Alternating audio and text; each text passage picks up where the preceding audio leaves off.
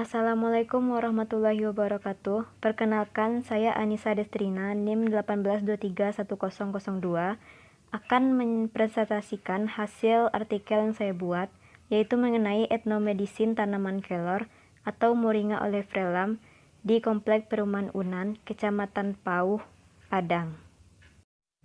Nama lokal dari tanaman ini biasa dinamakan tanaman kelor atau munggai, sedangkan nama ilmiahnya adalah Moringa oleiferalam.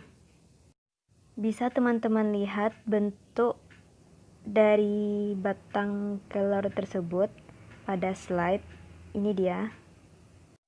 Moringa oleiferalam dikenal lebih dekat dengan nama kelor di Indonesia. Diperkenalkan dari India pada zaman saat penjajahan dan memberikan pengaruh yang cukup kuat dengan masuknya agama Hindu dan Buddha di Indonesia, sehingga akhirnya masyarakat turut menanam tanaman kelor ini. Selain di Indonesia, tanaman ini juga menyebar ke seluruh daerah Asia Selatan, di beberapa negara Asia Tenggara, Semenanjung Arab, tropis Afrika, Amerika Tengah, Karibia, dan tropis Amerika Selatan. Hasil dari tanaman kelor di Indonesia pada saat itu memberikan efek positif terhadap berbagai penyakit yang pada umumnya dilakukan dengan melakukan ritual pengusiran roh jahat atau ilmu hitam.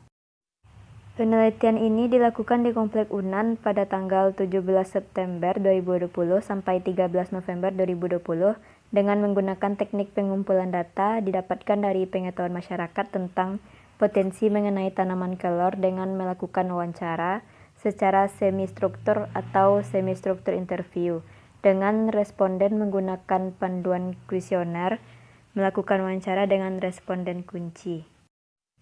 Organ tanaman yang dimanfaatkan oleh masyarakat yaitu yang pertama akar, khasiatnya analitik, rubefaciens, vesican, carminatif, antivitalitas, antiinflamasi, stimulan bagi penderita lumpuh, bertindak sebagai arkadiak atau tonik peredaran darah, digunakan sebagai pencahar, aborsi, mengobati rematik, radang, sakit artikular, nyeri punggung bawah atau ginjal, dan sembelit.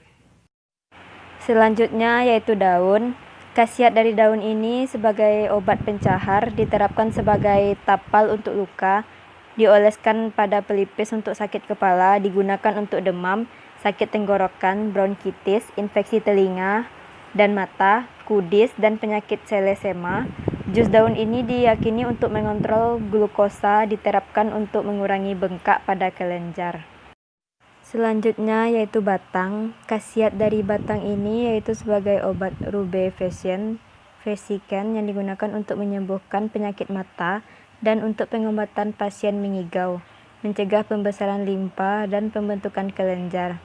TB leher untuk menghancurkan tumor dan untuk menyembuhkan bisul. Jus dari kulit batang yang dimasukkan ke dalam telinga untuk meredakan sakit di telinga dan juga ditempatkan di rongga gigi sebagai penghilang rasa sakit dan memiliki aktivitas anti-TBC. Selanjutnya organ tanaman polong atau buah.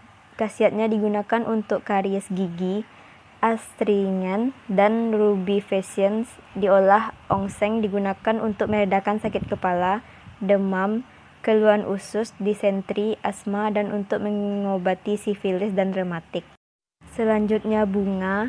Memiliki khasiat obat tinggi sebagai stimulan, afrodisiak, aborsi, kolagogue, digunakan untuk menyembuhkan radang, penyakit otot, histeria, tumor, dan pembesaran limpa, menurunkan kolesterol fosfolipid, serum, trigliserida, VLDL kolesterol, LDL rasio fosfolipid, dan indeks aterogenik, penurunan profil lipid hati, jantung, dan aorta pada kelinci, hiperkolesterol, dan meningkatkan ekskresi kolesterol. Selanjutnya organ tanaman biji. Khasiatnya memiliki khasiat obat tinggi sebagai stimulan, afrodisiak, aborsi, kolagogue, digunakan untuk menyembuhkan radang, penyakit otot, histeria, tumor, dan pembesaran limpa, menurunkan kolesterol fosfolipid, serum, trigliserida, VLDL kolesterol, LDL rasio fosfolipid, dan indeks aterogenik, penurunan profil lipid hati, jantung dan aorta pada kelinci, hiperkolesterol, dan meningkatkan ekskresi kolesterol.